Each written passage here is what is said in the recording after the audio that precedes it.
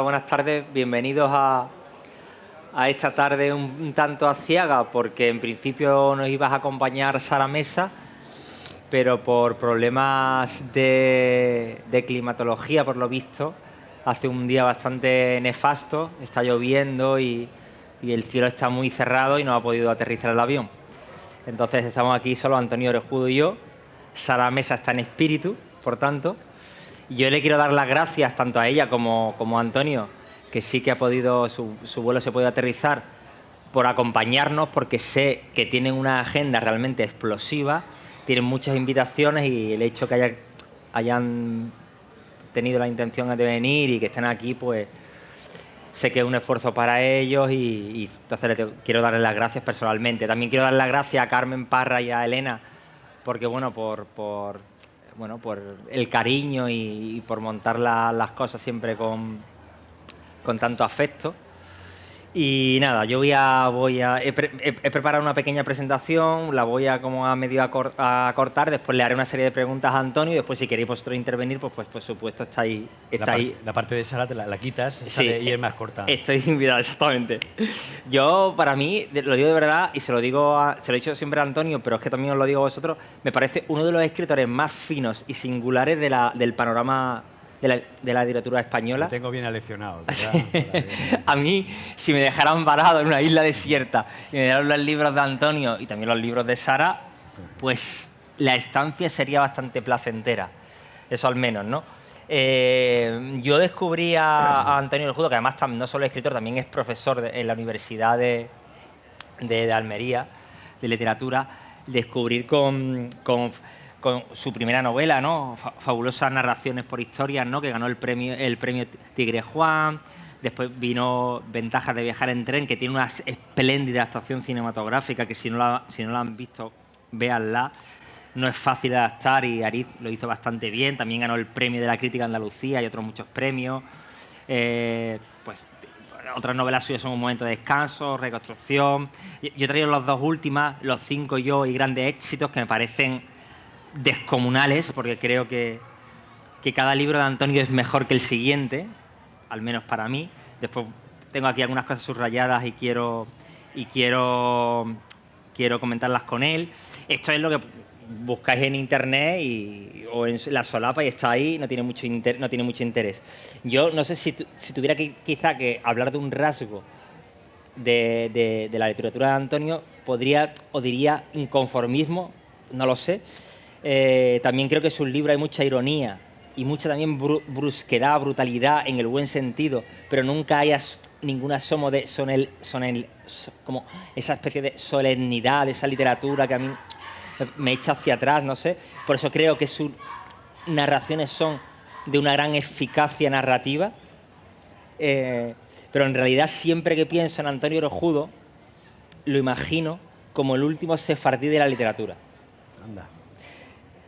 Tú sabes que cuando echamos a los judíos de España, los sefardíes, como todos sabéis, cerraron las puertas de sus casas y se colgaron las llaves que abrían esas puertas al cuello. Luego se fueron, perdieron muchas cosas en el camino y ganaron otras, pero lo que nunca extraviaban en sus continuas huidas eran las llaves de sus casas perdidas. Esas llaves eran, de alguna manera, las casas en las que ya no podrían vivir.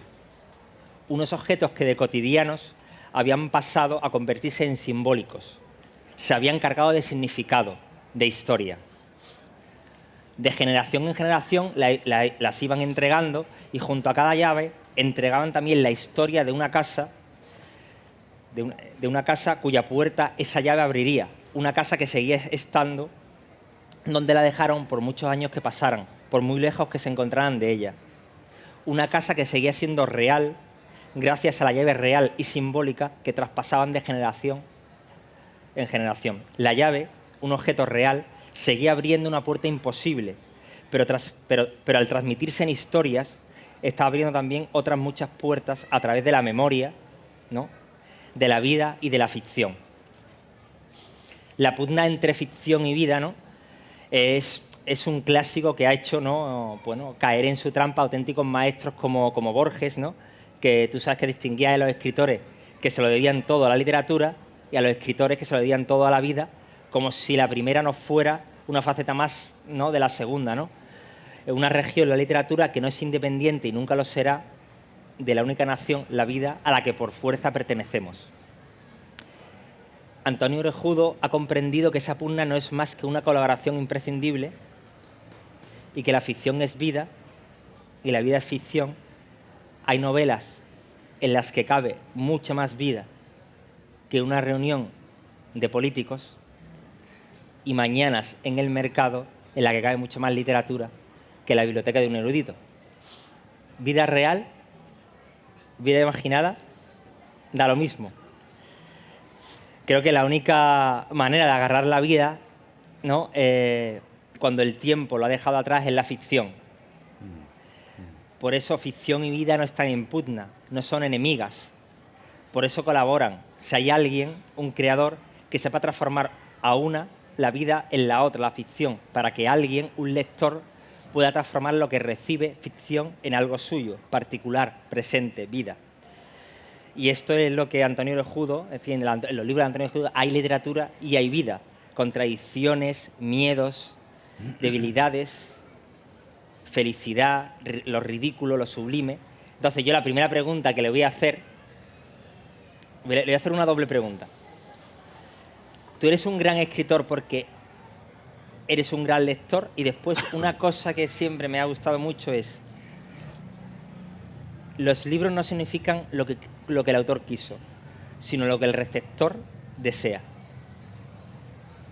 Por eso están conectadas una y otra. Sí. Bueno, muchas gracias a todos ustedes por estar aquí. Para todos es muy duro que Sara Mesa no haya venido. Para ustedes no me cabe la menor duda, pero para mí también, ¿eh? Es decir, que levantar un espectáculo cuando la estrella principal no ha venido es una tarea amarga, ¿no? Y bueno, es buena amiga nuestra, es una excelente escritora. Yo no creo que es probablemente uno de los escritores y escritoras que más me interesan del panorama actual de la narrativa española, mejorando lo presente. No, a mí me interesa más Sara también que yo mismo. Estaba oyendo esta presentación tan cariñosa de Miguel Ángel y me estaba acordando de una entrevista que le hicieron una vez a Borges, que le preguntaron, no sé si fue exactamente la pregunta así, pero vamos, equivalente, le dijeron: Borges, para usted, ¿quién es más real, Don Quijote o Perón? Y dijo: Don Quijote, naturalmente, ¿no? Parece una típica butada de Borges, pero él lo explicaba en esa entrevista. Él tiene muchos libros de entrevistas. Él explicaba que esto no era la típica butada de un escritor, sino que, bueno, todo lo que existe acabará siendo recuerdo y memoria, ¿no? Acabará convertido en nuestro recuerdo. La gente real, como Perón, y la gente supuestamente imaginaria, como Don Quijote. Cuando alguien lee el Quijote, pues esa figura se queda ahí, probablemente en el mismo lugar en donde se queda Perón, quien lo conociera cuando se murió, ¿no? Y cuando pasa el tiempo, uno de los dos va adquiriendo mayor espesor. Y generalmente los que adquieren mayor espesor suelen ser siempre ciertos personajes literarios que nos han impresionado, nos han conmovido en algún momento de nuestra vida, ¿no? Me preguntabas tú, Miguel Ángel, si yo había sido antes escritor o lector. Sí, si tú me parece que eres un gran escritor porque has sido antes un gran lector. Bueno, yo creo que hay un estadio anterior a ese, y es el de querer ser personaje. Cuando yo era niño y leía los primeros cuentos, las primeras novelas infantiles, las primeras novelas de los cinco. Yo tengo una novela dedicada a los cinco que fue para mí, bueno, la iniciación a la lectura, ¿no? Las aventuras de los cinco de Enid Blyton. Recuerdo que la primera pulsión no fue ser escritor ni lector, sino que yo quería ser uno de esos cinco muchachos que corrían aquellas aventuras durante el verano y huían de los contrabandistas y encarcelaban a los malos, eran secuestrados y vivían sin padres, algo tan atractivo, ¿no? para un niño. Y es más adelante cuando esa pulsión, la pulsión de querer ser personaje, se va convirtiendo en lo de... Bueno, hay quien no pasa de ahí, pero hay otra parte de la población que dice, bueno, estos chicos no existen y a mí me gustaría ser la persona que los ha creado o crear algo parecido. Me gustaría escribir un cuento y crear, si no los 5, otra cosa, ¿no? Y entonces yo creo que ahí es cuando uno se transforma y pasa de querer ser personaje a querer ser escritor. Yo creo que ese es el orden. Y cuando uno quiere ser escritor y se da cuenta de que eso solamente se aprende leyendo mucho, se convierte en lector. O sea, yo creo que el último estadio es la conversión en lector. Solamente leyendo uno se convierte en escritor o puede aprender a escribir. Hay muchos talleres de escritura, cada vez más, y no me parece mal que los haya, ¿no? De hecho, todo el mundo acepta que Mozart, antes de componer, o Bach, tuvo que aprender a solfear, ¿no? Sí. Y seguramente cuando era niño y aprendía a solfear se llevaría algún coscorrón de su profesor de música porque no diría bien, no solfearía bien o el tiempo no lo haría correctamente. O sea, eso hay que aprenderlo. Pero nos cuesta un poco de trabajo pensar que la escritura es un poco también como la música. Tendemos a pensar que la escritura, puesto que todo el mundo sabe leer y escribir, es como una secreción natural que cualquiera que sepa el abecedario puede escribir, ¿no? Al contrario que la música, para aprender música es necesario aprender un idioma nuevo, ¿no? Y eso es falso, es decir, para escribir, para que la escritura sea efectiva, es necesario el dominio de una serie de solfeos, por decirlo así, ¿no? de trucos o de herramientas expresivas que por sí mismas no garantizan nada, pero sin las cuales es muy difícil escribir un texto que sea mínimamente conmovedor, ¿no? Habías enlazado con otra pregunta. ¿Qué era? Sí, he enlazado con una que dices que tengo aquí subrayado de grandes éxitos, que digo, los libros no significan lo que el autor quiso, sino lo que el receptor desea. Sí. Yo soy profesor de literatura, ¿no? Y muchas veces, también fui profesor de literatura en un instituto, y a los alumnos les interesa mucho la intención del autor. Y me preguntan por la intención del autor, y yo les digo, pero la intención del autor es irrelevante en realidad. Lo primero, no sabemos nunca cuál fue la intención del autor. ¿Cómo vamos a saber cuál fue la intención de Cervantes? No tenemos Facebook del siglo XVII, ni tenemos Twitter del siglo XVII, donde rastrear un poco qué quiso hacer aquel hombre, ¿no? Lo único que tenemos son sus textos, y sus textos son una palabra detrás de otra, no hay más secreto.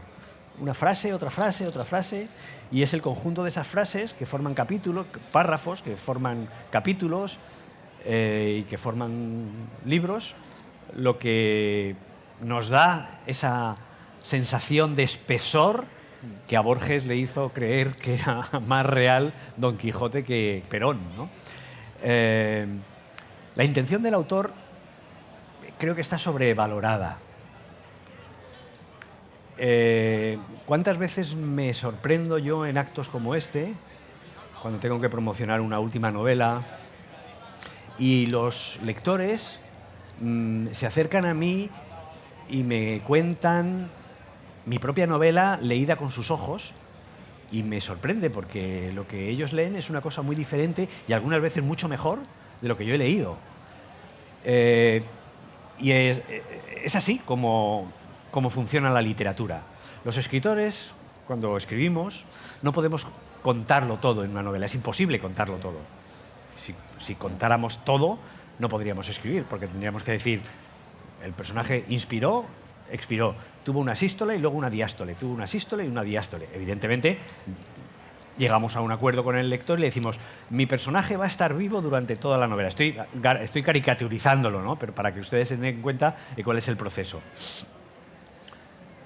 Mi personaje va a respirar durante toda la novela, mi personaje va a tener sístoles y diástoles durante toda la novela, de manera que yo no lo voy a decir. Eso me lo ahorro. Y a partir de ahí, los escritores seleccionamos qué es lo que vamos a contar y qué cosas no vamos a contar. Es decir, que una novela que aunque a nosotros nos parece que es muy pormenorizada, siempre está llena de cosas que no se cuentan, de huecos, vacíos, de elipsis, de huecos no narrados. Gracias a que esos huecos existen en cualquier novela, el lector, los lectores, nosotros cuando leemos, podemos rellenar esos huecos con nuestra propia imaginación. ¿Qué es nuestra imaginación? Nuestro deseo. Nosotros leemos siempre en colaboración con el escritor. El proceso de escritura y de lectura no es tan simple como que un señor escribe y otra persona lee, sino que es un proceso, digamos, colegiado. Los dos construyen la novela, el lector y el escritor. El escritor dejando esos huecos que rellena el lector. La prueba que tenemos todos, pues cuando vemos una adaptación cinematográfica de una novela, ¿qué ocurre? Casi siempre nos decepciona.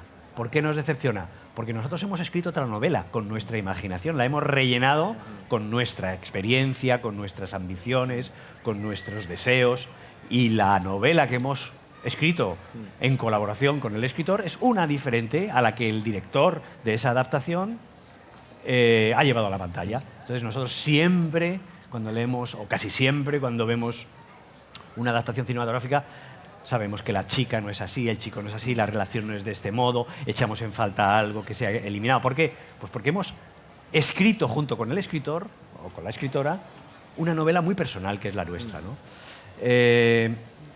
¿Intención del autor? Bueno, seguramente los autores tuvieron alguna intención alguna vez, pero yo creo que es completamente irrelevante.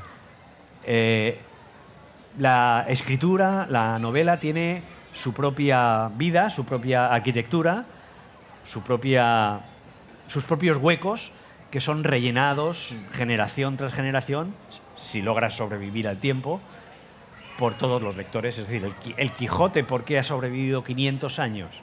Pues ha sobrevivido 500 años porque está construida de tal manera que todavía hoy nosotros podemos tener la sensación de que la estamos escribiendo con Cervantes, de que esa novela nos está hablando de un mundo que es el nuestro, ¿no? Y la podemos rellenar con nuestro deseo o con nuestra imaginación, ¿no? No, bueno, ahora que tú dices esto de la escritura y tal, en una de las entrevistas que le hacían a Faulkner en esto del Paris Review, que le hacían una entrevista, le decían como como las herramientas, no sé si él utiliza esa herramienta o el elemento o los materiales básicos para un escritor, y él hablaba de tres o algo así, como hablaba de la memoria, hablaba de la imaginación, hablaba de la observación. ¿Tú crees que eso es como esa especie de triángulo, pueden ser básicos a la hora de escribir también? Y de algo de lo que cada vez se habla menos, que es del estilo. Del es estilo, decir, sí, claro. Esto nuestro se hace con palabras y con frases, no hay que olvidar esto nunca. Algunas veces mis alumnos me hablan cuando leen algún tipo de poema o se conmueven con alguna página, y yo, con un poco de crueldad, lo reconozco, le digo, no, aquí, en esta página, aunque tú te consideres muy cercano del autor o de la autora, no hay un ser humano. Mira la página, le hago así, lo pongo al trasluz. Date cuenta, no hay nadie aquí, no hay ningún corazón palpitante, ni hay ningún espíritu, ni hay ningún alma. Aquí lo único que hay es una palabra después de otra palabra. Es decir, que el efecto que tú tienes de cercanía, ternura, calor, autenticidad, lo que sea que sintamos cuando estamos leyendo, lo provoca un orden sintáctico, una palabra detrás de otra. Esto a algunos de mis alumnos les parece una visión muy materialista de la literatura, ¿no? Y yo les digo que es todo lo contrario, que es una cuestión para mí muy mágica, ¿no? Que una palabra detrás de otra tenga el poder de estimular en nuestro cerebro qué sé yo qué glándula que nos provoca pues estas sensaciones que llamamos cercanía, autenticidad, miedo, sobrecogimiento, todas esas cosas que todos alguna vez hemos leído. No lo provoca un ser humano, lo provoca una letra detrás de otra. Para mí eso es lo mágico de la literatura, ¿no? Sí. Memoria, has dicho que eran los instrumentos de Faulkner. Memoria e imaginación. Imaginación y como observación. Estoy hablando también de memoria yo ahora mismo. Sí. No sé si había alguna cosa más. Pues evidentemente, claro, el estilo fundamental y más en Faulkner, ¿no? Que decir tal. Claro. En mi experiencia, la memoria y la imaginación son como dos músculos. Cuando uno es joven, tiene más entrenado y más resistente y más duro, por decirlo así, el músculo de la imaginación. El músculo de la imaginación. Y yo recuerdo que en mis primeras novelas me nutría mucho de mi imaginación, que es además una cualidad cada vez menos valorada en los escritores, ¿no? Pero conforme me he ido haciendo viejo, la imaginación va perdiendo vigor, o al menos en mí, en mi biología.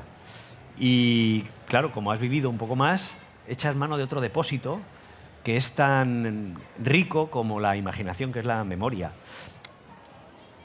Podríamos ponernos filosóficos y decir que la memoria no es otra cosa que imaginación también, porque eso de la memoria, ¿qué es? ¿Eso es una cosa que se graba como se graba esto que estamos haciendo o como se graba una cinta magnetofónica? No. Eso es una cosa que pasa por nuestro cerebro, que es muy traidor. Claro, y que va reconstruyendo, y va eliminando, y va poniendo, y va quitando. Y cuántas veces nosotros hemos comparado nuestro recuerdo de algo, de un acontecimiento familiar con alguien de nuestra propia familia o con un amigo, y nos hemos dado cuenta de que estábamos recordando acontecimientos completamente diferentes, ¿no? Porque nosotros somos escritores también. Es decir, nuestro cerebro de recordadores, nuestro almacén de la memoria, no es otra cosa que una reconstrucción sintáctica de las cosas que nos han pasado, que no las recordamos como lo recuerda una máquina de retratar o una cinta magnetofónica.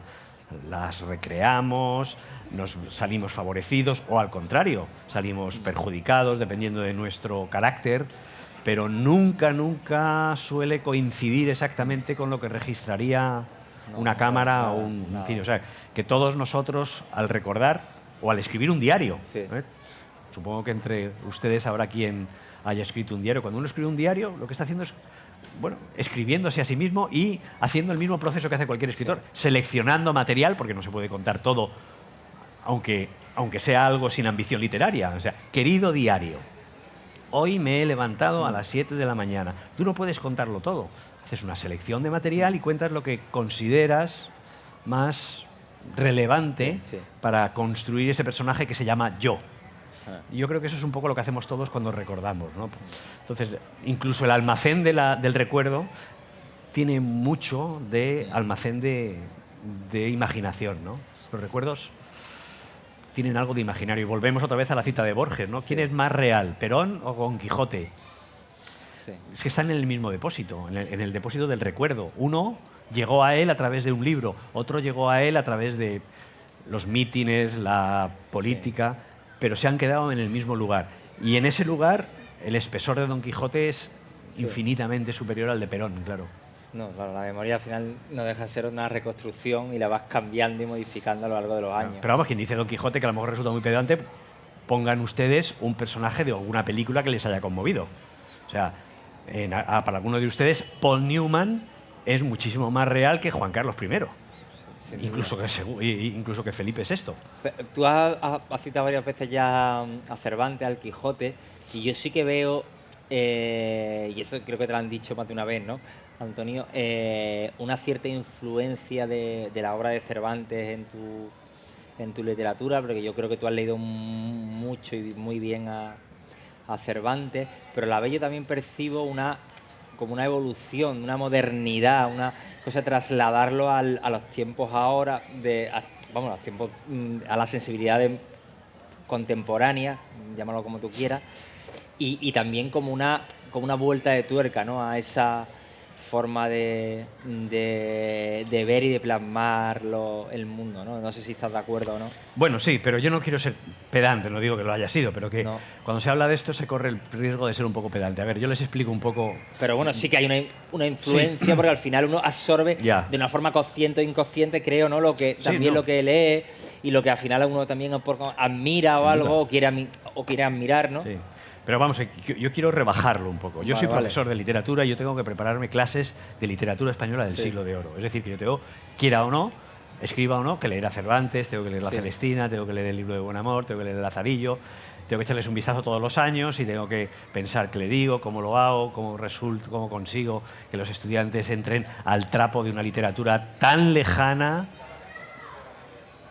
Entonces, mi contacto con toda esa literatura no es el contacto de alguien pedante que busque no sé, el prestigio de la literatura canónica, sino es un maestrillo que tiene que preparar las clases y que de repente se encuentra con que ha leído unos libros de literatura clásica. Mi sorpresa, cuando leo muchos de aquellos libros tan antiguos, es que son mucho más atrevidos que que muchos de los escritores contemporáneos, incluso de los escritores que han pasado por ser como revolucionarios en algún aspecto, tanto de la forma o del contenido. Me encuentro con una literatura muy atrevida en lo formal y en el contenido, muy audaz y en algunos casos muy divertida, que tiene el gran inconveniente de estar escrita, como les digo a mis estudiantes, en otro idioma. Es castellano, efectivamente, es un castellano que cuesta un poco leer, ¿no? Yo siempre les digo, merece la pena hacer el esfuerzo porque luego la recompensa, pero bueno, estos son manías de profesor. Lo que quiero decir es que cuando yo preparo las clases, eso obviamente se me pega y me encuentro con una literatura que prácticamente no lee nadie ya, pero que la veo muy moderna, muy moderna. Sí, yo eso también lo percibo, por ejemplo, y para mí es más fácil de percibir en el mundo, vamos a llamarlo audiovisual. La gente, por ejemplo, mucha gente joven que hace cortos, son cortos mucho más conservadores. Claro. Y hace 20, 30 años, 40 años eran cortos mucho más modernos, y que se arriesgan, el cine cada vez y tal, claro, es más conservador. Dice, claro, pero si es que esto hace 70 años que lo han hecho y mírate esto. Y en el cine es súper perceptible, en el cine, en los cortos, en las series, vamos, es una cosa tremenda. Pero a raíz de eso me gustaría enlazar una cosa también que tengo aquí, precisamente los 5 yo, que dice que igual, no lo sé si tiene que ver, yo creo que algo tendrá que ver. Después también quiero dar otra cosa, porque yo he hablado antes de una cosa que a mí me maravilla de la literatura tanto de Antonio como de Sara Mesa, y es que no hay solemnidad no hay solemnidad, sino que hay una búsqueda y un estilo muy que conecta con un tipo de sensibilidad muy global. Eso me lo da también enseñar literatura a chavales jóvenes. Sí. Tengo que ingeniármelas para eliminar de la enseñanza de esos textos cualquier tipo de solemnidad que los espantaría. Entonces, tengo que ser un poco payaso, tengo que convertir las clases en un pequeño show y tengo que buscar qué hay en esa literatura que pueda resultar atrayente, que lo hay, sin duda. Lo que pasa es que hay que saber contarlo, ¿no? Entonces, eso, la enseñanza parece que no, la enseñanza que hay una parte de mí que la odia, hay una parte que reconoce esto que tú estás diciendo, ¿no? Si la literatura, además, la hacemos solemne, dentro de nada, esto se va a dividir, se va a quedar a la mitad. La gente huye, los chicos huyen de los libros. Sí. Los chicos, no es que no lean los textos que muchos de nosotros consideramos importantes, ¿no? Es que el solo hecho de leer les parece una actividad de un friquismo difícilmente admisible, ¿no? Entonces, tener ese público delante es un antídoto muy bueno contra la solemnidad, porque la solemnidad normalmente suele encubrir, la solemnidad en todos los ámbitos de la vida, suele encubrir fraude y espanto, ¿no? O sea que sí. Yo cuando escribo soy muy poco solemne, efectivamente. Sí. Mira, dices aquí, la búsqueda de la perfección y la excelencia me ha bloqueado en tantas ocasiones que ya de adulto he tenido que negociar conmigo mismo para no quedarme hincado en el suelo como una estaca, inmóvil, incapaz de alcanzar esos inhumanos estándares de calidad. ¿Qué piensas tú? ¿Qué pienso de eso? Pues bueno, pues eso, todos tenemos nuestra neurosis y esa es la mía. Es decir, a mí cada vez que me dan un texto, lo corrijo. Eso también debe ser de formación de profesor, ¿no? Y entonces tengo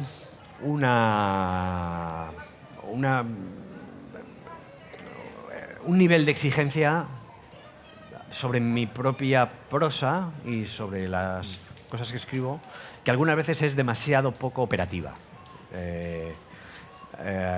Creo, y me lo repito siempre, que debía de moderar un poco esa exigencia, porque hay un momento en el que ya las correcciones, la búsqueda de la perfección, de la frase, es algo que solamente nota el autor y no lo nota nadie más, ¿no?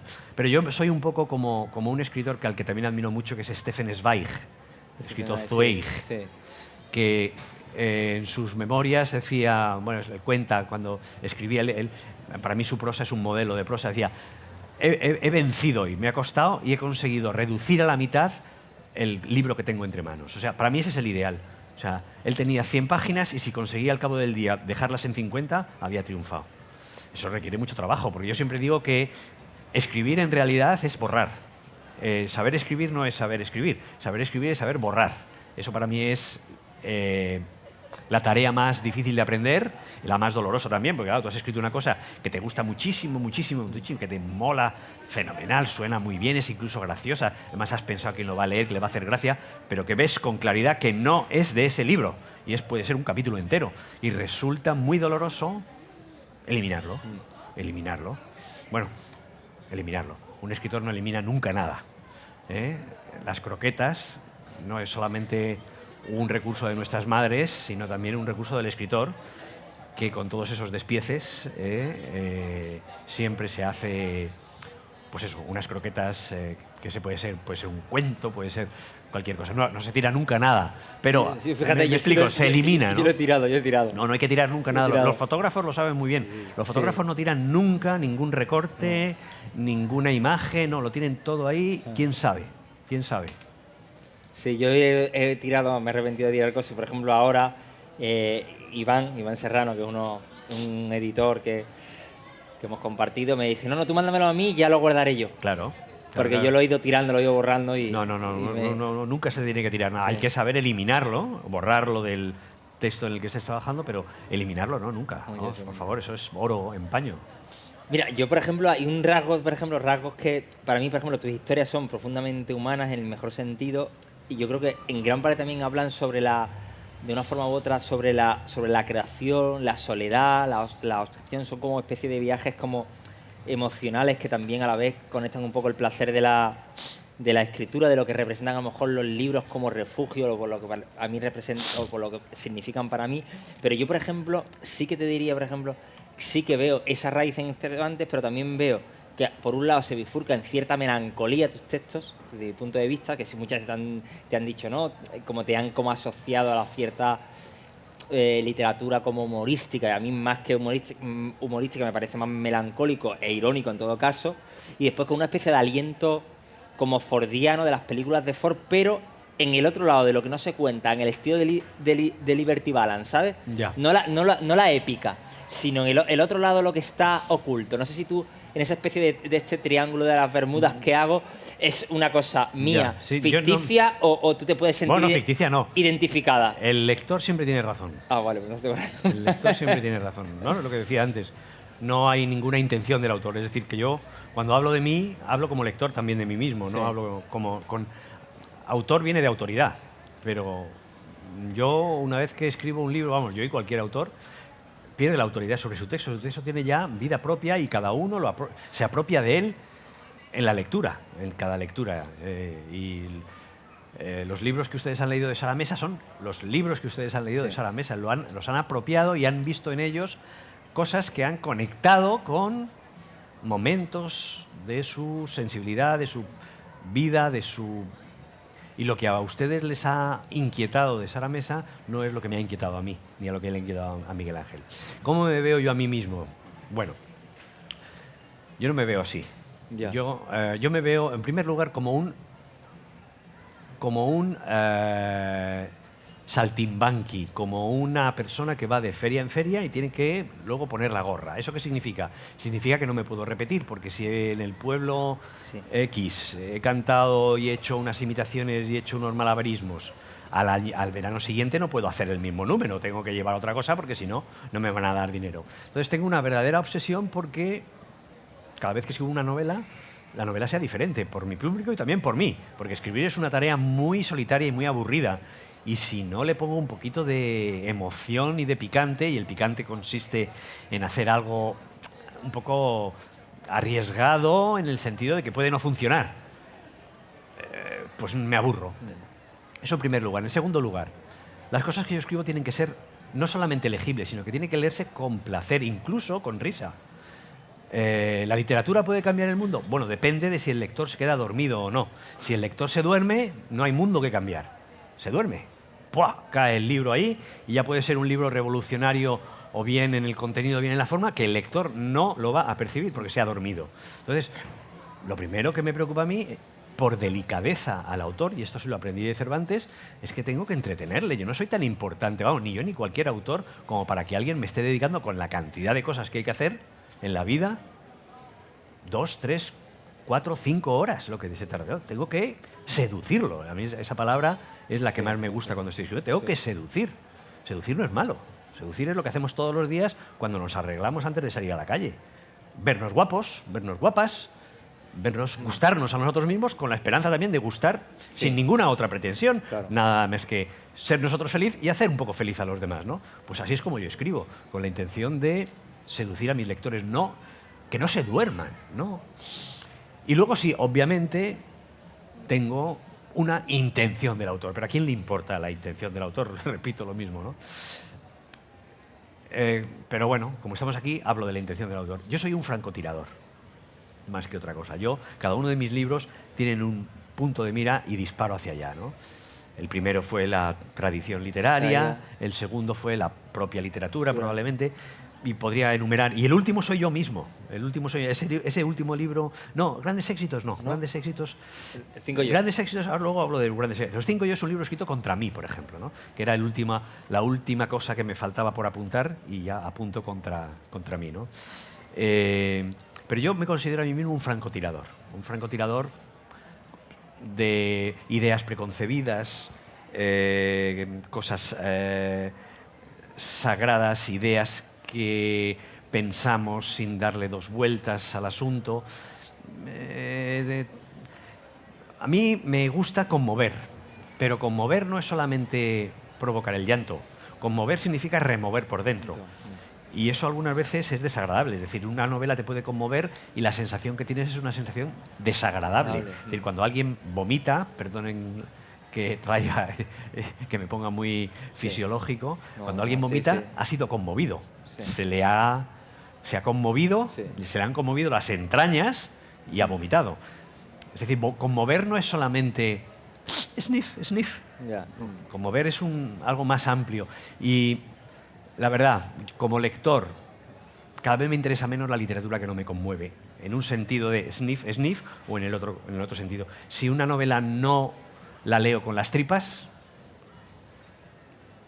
algo falla ahí, ¿no? Pues me puede gustar más o menos y tal, pero solamente hay algunas veces, yo creo que todos ustedes lo han sentido alguna vez, se siente en las tripas. Eso te está gustando o disgustando, que es otra manera de conmover, con el aparato digestivo. A mí eso me parece un indicio de calidad siempre, ¿no? Y eso como lector, como escritor, eso es lo que me encantaría hacer, ¿no?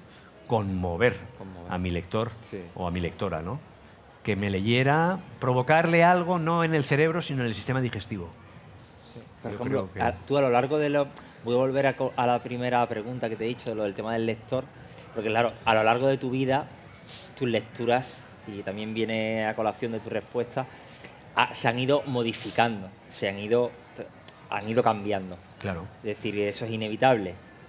También eso en Los Cinco Yo hablas de eso, también incluso muchas veces uno lee con esa especie de emoción juvenil y te gusta todo y lees, y cuando eres joven pues lees El Señor del Anillo y alucina, y ahora si lo lees ahora o lees El Lobo Estepario y es una relación, y si lo lees ahora con 50 años ya pues no conecta contigo.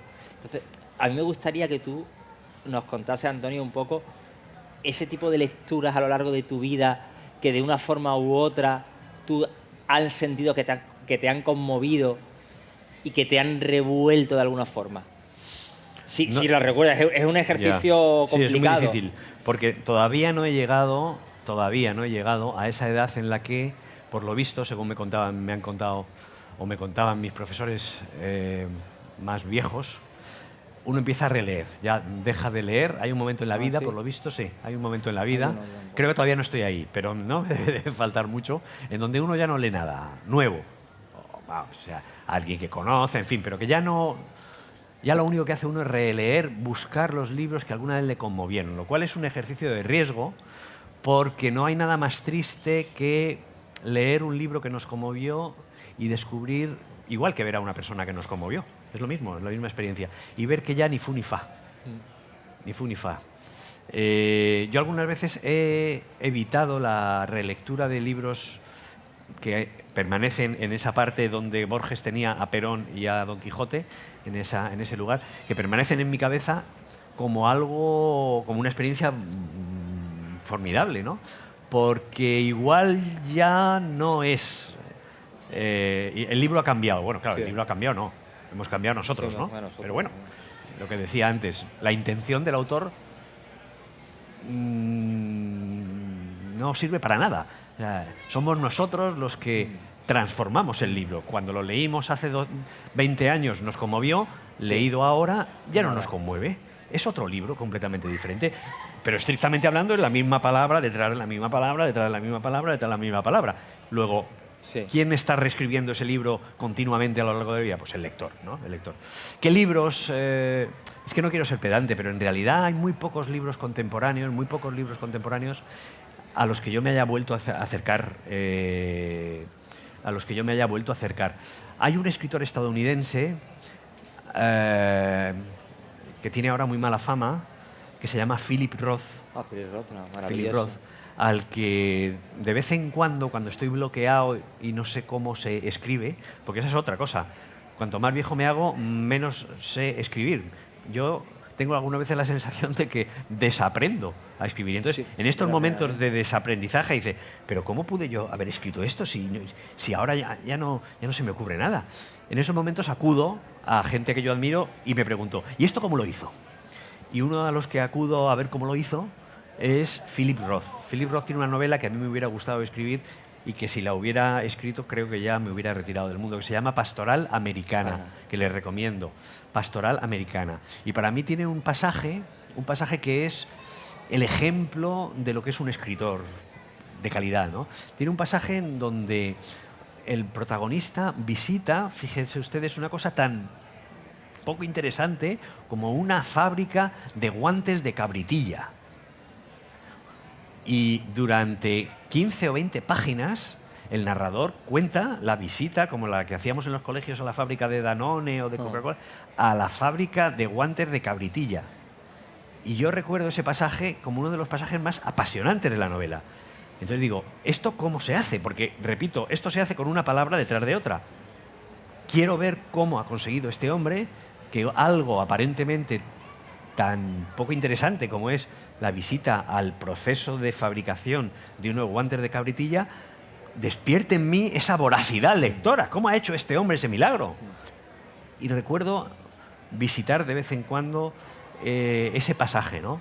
Hay otro escritor también estadounidense que se llama Don DeLillo, que tiene una literatura muy inquietante, muy conmovedora también, de aparato digestivo, al que visito también de vez en cuando para ver cómo diablos hace eso, porque no hay magia. Es, repito, una palabra detrás de otra. ¿Cuál fue el orden que eligió este hombre? ¿Qué palabras eligió para que yo estuviera leyendo sobrecogido esto?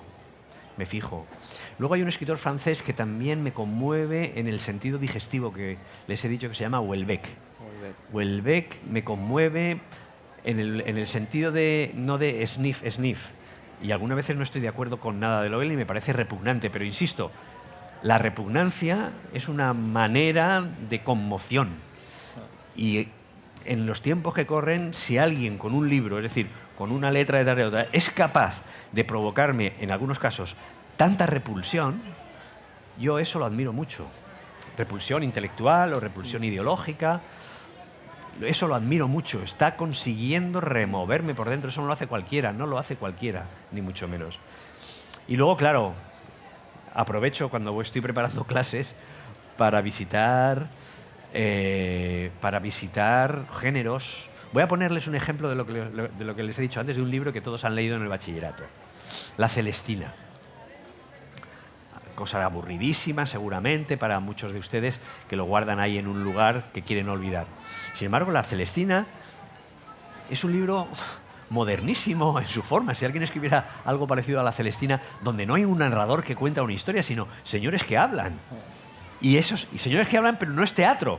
Porque todo el mundo que ha intentado escribir, hacer de esa obra una obra de teatro ha fracasado, porque no es teatro, es una novela. Pero es una novela en donde no hay un señor que dice, y saliendo de la calle, miró a su izquierda y pensó, que es como se cuenta en la normal en novela. No, es un señor que dice, Celestina, y habla, Calisto, habla, Melibea, y habla. Y el resultado final es una narración muy vívida, ¿no?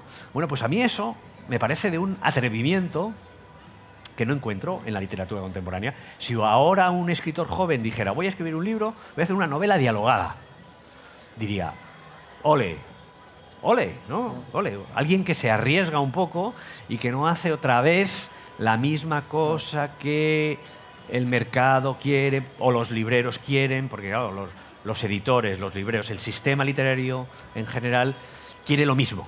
Quiere lo mismo porque tiene sus estanterías colocadas, tanto mentales como físicas, y si hay algo que se sale de ese orden, ya no sabemos dónde colocarlo, y eso es muy incómodo, ¿no? Pero a mí eso es lo que me parece interesante de este oficio, la verdad. Es un poco como la cocina.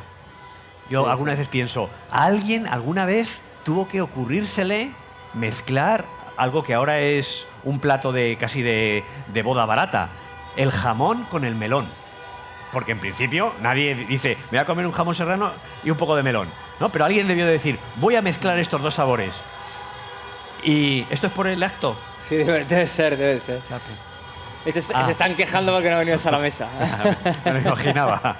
Pero no, bueno, pues que escribir es un poco como cocinar. Probar un poco sabores y algunas veces pues puede fracasar, efectivamente. Pero la emoción del fracaso es muy excitante. Y el resultado, si sale bien, bueno, pues es también muy satisfactoria. A mí me gusta mezclar cosillas, ¿no? Poner un poco picante donde normalmente no hay, un poquito de humor donde no suele haberlo, algo de amor en una historia que no tiene. A ver qué pasa. No, pero yo creo que tú eres un escritor muy inconformista. Tus libros son muy distintos unos a otros, hay una exigencia. Y después también, para mí también, por ejemplo, la literatura, o por lo menos gran parte de la literatura, es ritmo, desde mi punto de vista. No sé si tú estás de acuerdo. Y creo que en tus libros sí que hay una búsqueda, ¿no? ¿no? Bueno, yo cuando escribo me lo leo en voz alta y me tiene que sonar bien la frase. Sí, soy muy oral, muy natural. O sea, hay veces... Es que sobre esto hay una confusión muy grande. Hay muchos lectores que consideran que alguien escribe bien cuando el idioma se nota. Se nota y dice, qué frase, qué cantidad de sinónimos para la palabra lechuga. Ha dicho lechuga de 35, sí. Con 35 palabras, ¿no? Para mí eso no es escribir bien, ¿no? Para mí escribir bien es exactamente lo contrario. Es cuando el lector no se da cuenta de que lo que tiene entre manos está escrito con palabras. Claro. Que parece que lo está oyendo o olfateando. Claro, que es invisible. Es invisible. Por eso te he hablado también antes del estilo de Ford, porque el estilo de Ford, que colocaba la cámara en... que parece que no está filmado. Y parece que no está filmado y era todo... Claro, que ahora muchas veces la cámara, no sé qué, la hostia, la vuelta y no sé qué. Pero es como si la cámara estuviera diciendo, que estoy aquí y que soy el director, ¿no? Y está mal narrado, y hay muchas narraciones actuales que son la hostia, vamos, que alucinan, y películas que dicen, y no. Y claro, por eso digo, y hay esa cosa de la invisibilidad. Para mí eso es el ideal de estilo. Y que esa el narrador cosa de la sequedad muchas veces, que tampoco, porque ustedes también hablan, por eso también de la cosa de la frase, la cosa está así tan bonita, a mí tampoco me interesa, igual también. Y de hecho... cuanto más leo y cuanto menos me interesa eso y menos. Pero eso, la mayor parte de la gente, cuando no nota al narrador allí diciendo de 1000 maneras la palabra lechuga, como no te nota, piensa que no estás y que eso lo hace cualquiera.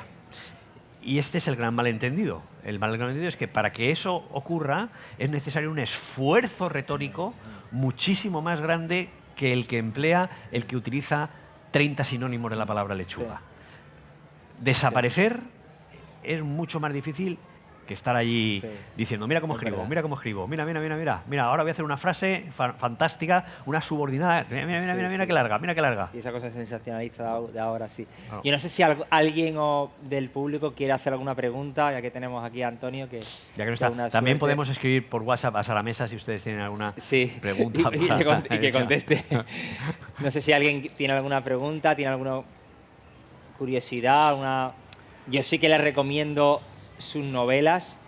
Veo que algunos sí que las tienen. Quien no haya o se haya adentrado en la literatura de Antonio, creo que no se van a arrepentir. Van a pasar un momento bastante placentero de lectura y él estará también encantado de firmar esos ejemplares.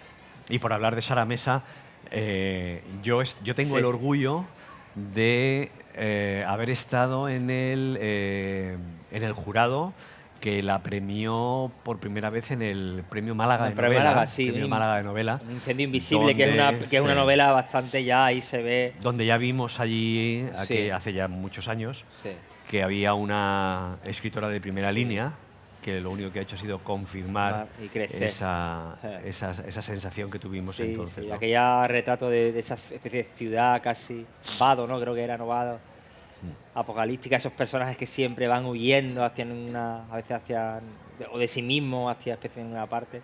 Sí, es también, a mí también, como dice Antonio, también es una de las escritoras que más me conmueve y más... Uno no sabe qué decir, porque dices escritoras, parece que los escritores, bueno, es otra cosa. No. Es uno de los escritores y escritoras, ¿no? Sí. Más me interesan escritores sí. varones y hembras, ¿no? Sí, bueno, es que yo no hago distingos entre en temas de género. A mí me interesa es un ejemplo de narradora que no dice cosas. Sí. Yo creo que su narración es algunas veces inquietante. Es muy elusiva. No te está diciendo algo que te tendría que estar diciendo, quizá. La mayor parte de la gente no lo analiza así, yo creo, ¿no? Pero yo creo que la inquietud que produce esa prosa, otra vez volvemos a lo mismo, esa inquietud se produce con palabras. Sí. ¿Por qué nos parece oscura o inquietante algunas veces lo que nos está contando? Porque tenemos la sensación, como cuando alguien te cuenta una historia y tú le dices, me faltan datos, me estás contando una cosa que no me cuadra, ¿qué me estás ocultando? Y la narradora de Sara, está siempre ocultando algún dato ahí, y de ahí nace un poco esa inquietud, ¿no? Sí, Sonia, sí, cuéntanos. Pero te van a dar el micro por sí. Gracias. Pues, bueno, primero, a mí me parece muy irónico, porque además tengo aquí señalado, cuando me lo leí ya hace mucho, Los cinco y yo, a lo mejor, yo no sé si recuerdas tus propias novelas de cabo a rabo, imagino que no. Algunas veces. Bueno, pero hay cosas. una parte en la que Tony le lee un texto a su mujer en un... ¿Cuando se divorcian? Sí, y me parece... divertidísimo porque eso me parece muy irónico y luego desconcertante porque en estas dos novelas, Los cinco y yo y Grandes éxitos, como ahora estaba yo acostumbrada a leer autoficción, estás continuamente rompiendo con esa idea diciendo, o sea, sí, soy yo, escribo en primera persona, pero no te creas que soy yo, sino... Es que con lo de la autoficción yo creo que ahí... a ver... ¿De dónde va a salir lo que escribimos los escritores sino de nosotros mismos? Pensar que es autoficción solamente porque el narrador se llama igual que el narrador es un poco simple, ¿sabes lo que te quiero decir? Pero funciona. Pero que eso es una categoría que se utiliza mucho. Pero cuando yo escribo novelas en tercera persona, que ninguno se llama como yo, en esos personajes hay tanto material autobiográfico o más que cuando el narrador se llama como yo, y he jugado un poco a confundir al personal. Pero ¿de dónde va a salir el material si no es de lo que nos ha pasado? No necesariamente de lo que nos ha pasado, de lo que nos ha pasado, de lo que deseamos que nos pase, de lo que tememos que nos pase, de lo que nos imaginamos que nos podría pasar. de ahí sale. Y eso es lo que somos, los seres humanos, ¿no? Ahora bien, como... A ver, esto me requiere un poco de una pequeña historia. Ha ocurrido una transformación en nuestro mundo. Cuando yo era niño, en las películas aparecía un cartel que decía: cualquier parecido con la realidad es pura coincidencia. Todos los personajes son personajes ficticios. Sí. Ese cartel no se ha vuelto a ver nunca más porque ha sido sustituido por otro cartel que pone basado en hechos reales, ¿no? Que es lo que ahora quiere la gente. Ahora tengo la sensación de que la gente no quiere que el autor se invente nada. Claro. Quiere que le cuente su divorcio, cómo contrajo el SIDA, cómo se curó de su cáncer, cómo... cualquier desgracia, ¿no? Basado en hechos reales, ¿no?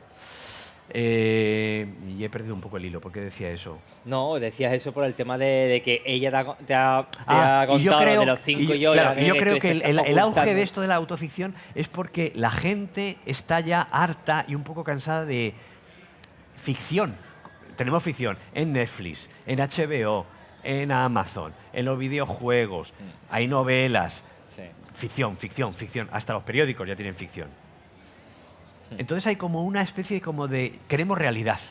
Queremos algo que no sea de la imaginación. Queremos que nos cuentes cómo te curaste de tu cáncer. Pero al final es más... Y entonces, por eso la gente entra un poco al trapo de la autoficción, porque como se llama, el narrador se llama igual que el autor, y entonces nosotros nos aprovechamos un poco de eso y hacemos ese tipo de truqui, porque no es nada más que un truqui.